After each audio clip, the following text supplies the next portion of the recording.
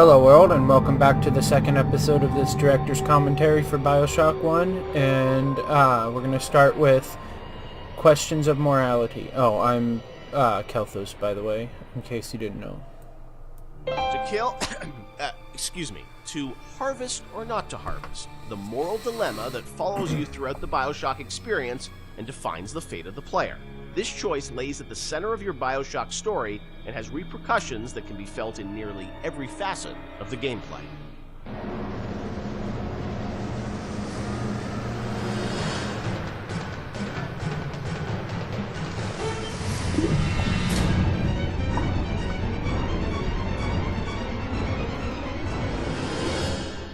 Part of Bioshock's lasting legacy, of course, are the Little Sisters and this moral choice that presented itself to the player. Everyone became a water cooler conversation about, like, well, did you save them? Did you harvest them? That concept, Ken, was that something that came about early in development, or that binary choice? When did that come into the game? I don't remember when. I mean, we had the concept of them being protected, but I can't remember when you actually certainly chose. wasn't. When there were slugs, it was not meaningful. I think there was. Do you salt it? Do you Yeah, not salt it? yeah. There were resources that you could get, but there was no choice there, right? The choice was, do I want to fight the Big Daddy or not? Yeah. I think once we got into the realm of they have to be empathetic, the player has to have some feeling towards them, which you're not going to get from slugs. Right. Then we start seeing that opportunity there of, like, okay, nobody's going to want to do harm to these girls, or do they? Like, and do we allow them to? It was we weren't comfortable with it at first when it first came out that we could. I think it was important that it was a way to reflect the sort of larger economic questions of a world like Rapture, where, like, where the economy drives everything. Are there any limits to economic decision making versus moral decision making? Because that's sort of what the Randian notion is, that it's not the role that you don't sort of legislate morality.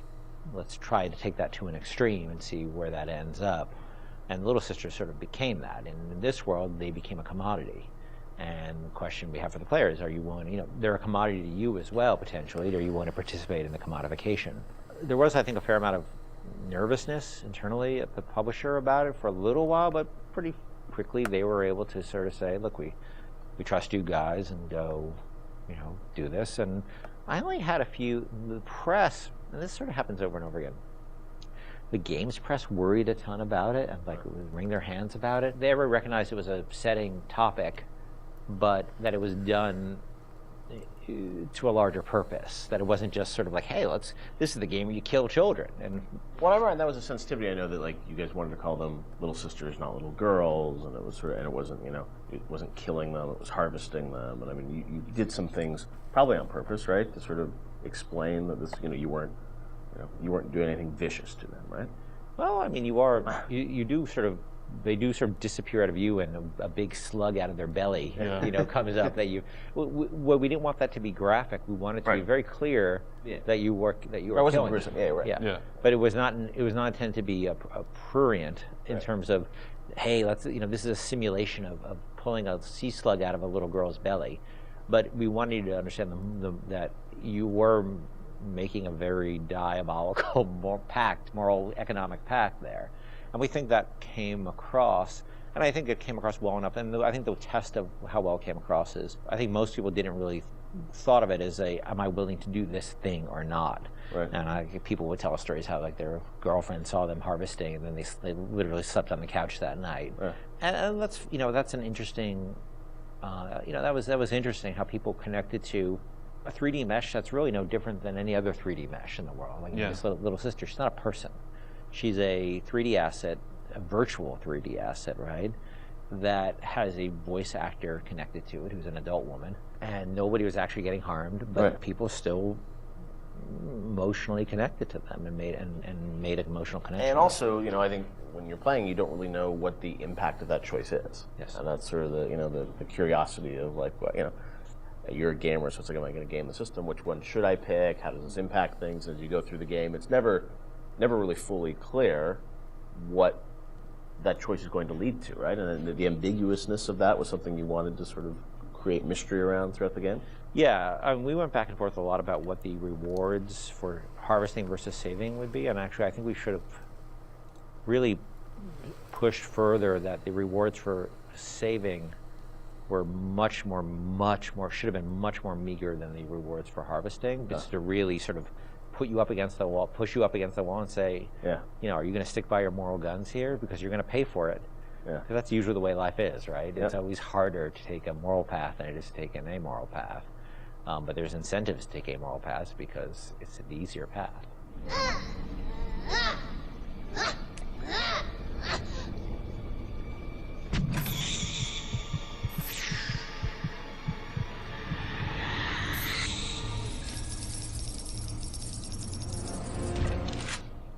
As you play through the game, eventually you get to the ending, and as we know now, there were sort of two endings that were affected by that choice, and that was something at the time. I know you said publicly that you weren't in favor of sort of having two endings. Was that in part because the game is about not having choice, or did you think that the two endings were?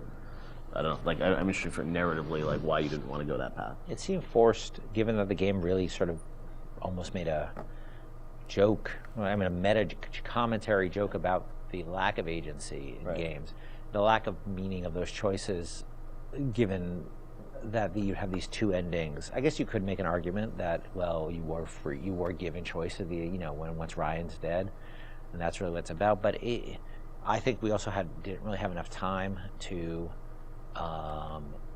execute on those super well. I was pretty happy with how the happier one came out, with the sort of little sister focus, but it's a much more subtle story than I would have time to tell about your slow descent into, moral chaos and dissolute living and all the things that sort of come along with a life that is sort of separate from a moral structure. It's a long story. And so, you were just switching a cutscene. It wasn't like you were doing sort of a whole other level that was different or something. So the choice was... There's two cutscenes with very tight time and economic or constraints. just start a nuclear war. Yes. And that's not... You're a nice guy, or you start a nuclear war. And because we had so many problems on our plate, that was something I had to sort of do in the spare time. So I was pretty happy with one, but not very happy with the other. I know you had said publicly before that there was another sort of more ambiguous ending that you had originally planned, or what would you have done? There was a notion of an ambiguous ending, in which if I just wrote one, I would have found a way that would just talk about the moral ambiguity of the world rather than the sort of, positive or negative, because it is such a look. I think we really tried with Bioshock not to sort of make a game about good and evil. It's really about circumstances and what circumstances lead people to. Right. And how they delude themselves with ideology to do things that they would think are evil, but it's okay because it's for the good cause. Right. And that's what I probably would have. If I just had one to write, I'd probably focus more on that. How difficult it is to sort of align when you start being driven by ideology rather than being in the moment and thinking about the impact of what you're doing. Right. Sean, you talked to gamers, I'm sure, over the years. Did you ever get a sense of how many people harvested versus saved, and was there any sort of data? This is before the days where you get telemetry and data on like what people picked and whatnot. Yeah, anecdotally, it seems like more people saving Little Sisters. Although I have a few friends that I just harvested every single one. I wanted to see what happened. So I don't know if that was more, the game developer and them trying to see, what would happen, but certainly for the most part, I think most people. Which I guess is a good thing. It means that maybe people are good at heart. They kind of feel bad. They want they want to save the Little Sisters. So, yeah, I'll say it. The needle sways towards the green there. Time for Betty Bye, Mr. B. Hurry, Mr. Bubbles. What they were saying there about two endings, I kind of expected there to be two endings, but I didn't think about it too much. I kind of wonder what the bad ending would be. I would never make the bad choice in this game because I'm the kind of person that tries to do the nicer choice when there's bad or good choices in a game. But anyway, I'm just curious about that. Alright, here's the next one, Excelsior. The illusion of choice is a thinly veiled dynamic that drives many single-player gaming experiences. And while many developers spend a lot of time trying to convince players that choice is real and authentic in their games, The truth, more often, is that choice is a superficial concept in gaming narrative. Bioshock confronted this idea head-on, searing into our minds a innocuous 3-word phrase with an unforgettable new meaning. Would you kindly?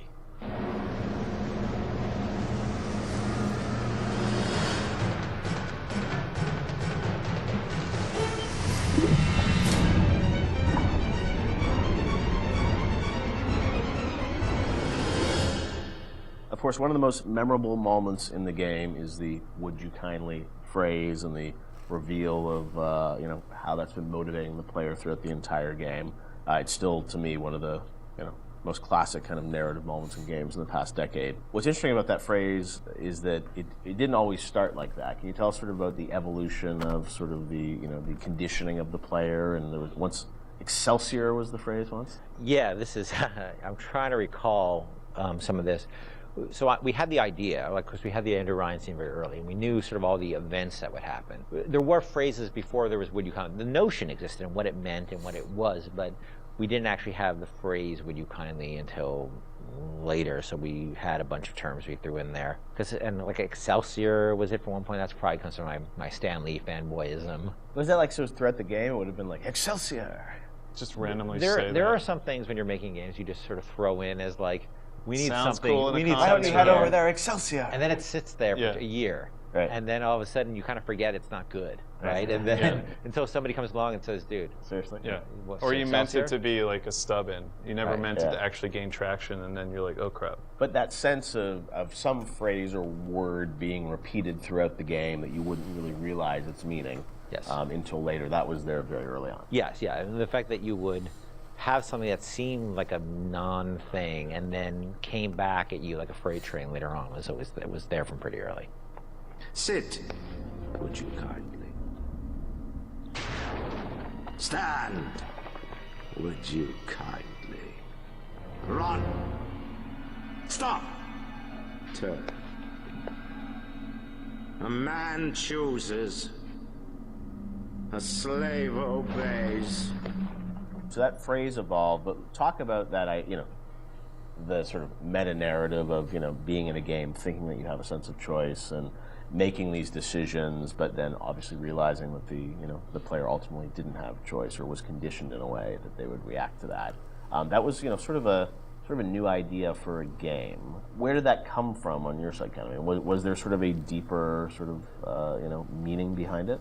No, look, I think I was always interested in the concept, whether it's Oedipus, not to get too pointy-headed here, but Oedipus sort of thinking he has, I'm going to leave, this city and go to another city because there's been this prophecy about me and I'm going to avoid my fate and I'm in complete control, and then finding out he's not in control at all, to the Manchurian Candidate, which is a story I love about, somebody who you find out is just a puppet, living a life of a man, and Fight Club. I always love those kind of stories about who am I and what is my agency in this world, because look, we struggle. I think everybody struggles that. How much we really have control over, and how much is our boss or parents or whatever telling us what to do. So that seemed like a natural thing for a story, and because it came from movies, that idea a lot, and plays.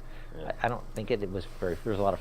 It hadn't been explored in games really, and games are particularly interesting because games. Like you feel like you are interacting with choice, yeah. And you're really being, most games, especially at the time, you're really just being railroaded down a corridor. It's very easy to underestimate gamers, and I think probably I did a little of my own underestimation there, that it would be a little too pointy-headed for people, but people seem to really engage, probably because it spoke to an experience they had, a struggle as a gamer they've always had, which is like, I want to control, but how much control do I really have in this game? True. And Sean, it was also something that, was a great surprise when you played through the game. And I'm sure even for people on the team, did everyone know that when Ken was sort of doing it, or it was revealed as people played through it? I think, at some point the entire team knew. It wasn't, it was something that was talked about with a smaller group before, it was brought to the entire team. Early on when you heard the idea and you just kind of clicks, right? You're like, okay, like I totally get this. Did people get it? I seem to remember people looking at me like I was like a lunatic. Maybe not the specifics, and forever. maybe it's the Excelsior, or maybe you're talking about the Excelsior time, but the idea that you don't really have choice, and exactly like you said, you played through how many video games, and everybody's game is going to end the same way. You're going to kill these people. You're going to pass through these checkpoints, and you think you have a choice, but ultimately, the only real choice is to stop playing the game. So the idea that we're kind of like taking that on resonated. Now the actual, like, is it Excelsior or is it the Latin phrase I forgot, or if it's would you kindly? See, here's how I remember it, and I could be, I could be wrong. Yeah. I can remember being so surprised by the outside reaction because I remember the internal reaction being completely nobody connected or engaged to it. I mean, we worked on it. Yeah. And so I was kind of surprised by the outside reaction because I kind of thought it was like, as I said, it's a bit academic, right? Yeah.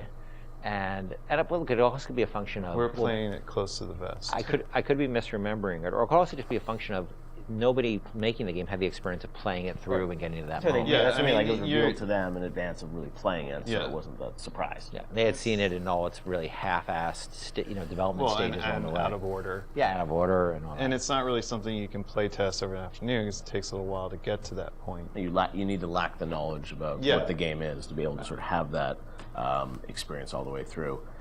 I know you guys have talked about the idea of Atlas, the voice actor changing, and it was, I guess, very important that you nailed that actor, right? And you trusted that actor until there was sort of the Fontaine reveal and sort of understanding that. Yes, trust was everything there, right? And so there was something about either the actor or the writing or the accent that just people immediately said, this guy's no good. Right. When the first Atlas we had, because you have to trust this guy, and if you don't, there's no trust. There's no punch in the gut. I think we've really focused on making him have personal stakes in the story as well. That he had his family trapped. Of course, it was all fiction, right? But he had skin in the game. He sort of spoke to you as a friend, and especially because the whole world was so hostile to you. I think it took a while to get that exactly right. Listen, I've got a family. I need to get them out of here. But the splicers have cut me off from them. If you can reach them in Neptune's bounty, then maybe, just maybe... I know you must feel like the unluckiest man in the world right now, but you're the only hope I'll ever see my wife and child again. Sean, what do you hope is the kind of lasting legacy of Bioshock? 10 years hence, a lot of things you guys were doing, have sort of become common now, right? With upgrades and moral choices in games and whatnot. But it was really pioneering work a decade ago. When you reflect on it, what do you hope people remember the game for sort of pushing forward? For me, it's telling a story with the medium and how we used everything available to us to tell that story. We used the environment to set up the backstory of Rapture and really create a sense of space, which I think is vitally important to getting the players to trust that, to sit down and kind of like just be in the space and let these things happen. Even the radio logs, the rudimentary animation that we had at the time. I mean, we really sat down with the tools that we had and at our disposal and tried to tell a meaningful story. Maybe not meaningful, but something that would be memorable to people that they could take away and, like you said earlier, have that water cooler moment where they're excited enough to talk about it after they put the controller down. So for me, I think the legacy is that it was a story well told. For me, it was a sense of place, being like the Rapture is a real thing, even though it's not. It's actually a very crude, from the time, a relatively crude bunch of polygons and texture maps. It's only, the original game is only in 720, I think. And I played a lot of it when we were testing it on a 14-inch, SD television. That it still felt like a sense of place in the music and the characters, that it's a real place. And I think that my memories of the Bioshock games is that I take away that Rapture's a real place and Elizabeth's a real person. Those are the two sort of big things that stick with me with those two games. And that's sort of what I'll always, carry forward with me in my life. Bioshock is, it's a place, but as we saw with Infinite, I mean, it's an idea and it's a sort of a type of game. I think a lot of people say this is a type of experience. When you think about, your career, where you guys want to go, I mean, that idea of those types of games, do you miss it now that you've sort of moved on to other things now, or do you feel like it's sort of, you've closed that chapter? I mean, it's always a part of what you do. Like, System Shock 2 was a part of Bioshock. But it wasn't System Shock 2. It was you're growing past that and trying out new things. I think Bioshock and Bioshock Infinite, and even going back to SWAT 4, those will always be a part of my experience as a game developer and what we're trying to do with the medium. So I don't think it's something that you just draw a line and say, we'll never return, because there's always lessons that you can learn and things that you bring with you to the next project that you're working on. Yeah. I don't think the new game is going to, people are not going to be surprised that this game is new games from us. They're going to see a lot of what we had done before in terms of world building and aspects of storytelling. The goal is to sort of, move away from the you really have no choice kind of thing, and that's a very, very, very, very hard problem which we spent years working on. But we're building upon a foundation of stuff we've done before, just trying to go in a different direction with it. But it's always going to be part of our DNA. City where the artist would not fear the censor, where the scientist would not be bound by petty morality, where the great would not be constrained by the small. And with the sweat of your brow, rapture can become your city as well. Well, I hope you guys enjoyed those. I'm sorry there was only 4, but I missed all these, obviously. And there's a couple things I wanted to add about the game when I finished it, and I just totally didn't. But the few things I wanted to add was that I was glad to find out that turning into the Big Daddy wasn't permanent, and we were able to undo it. At least that ending cutscene showed that. And also, I'm not really sure, but at the end of that cutscene, it kind of seemed like the main character died. I'll have to play Bioshock 2 to know for sure if that's correct, but that's what I got from it. Anyway, I want to thank you all for watching. I hope you enjoyed these, and I will talk to you all in the next Let's Play. I'm probably gonna play Final Fantasy IX next, but or maybe Mass Effect. I'm not sure, one of the two. But either one, I will see you in the next Let's Play. Talk to y'all later. Bye-bye.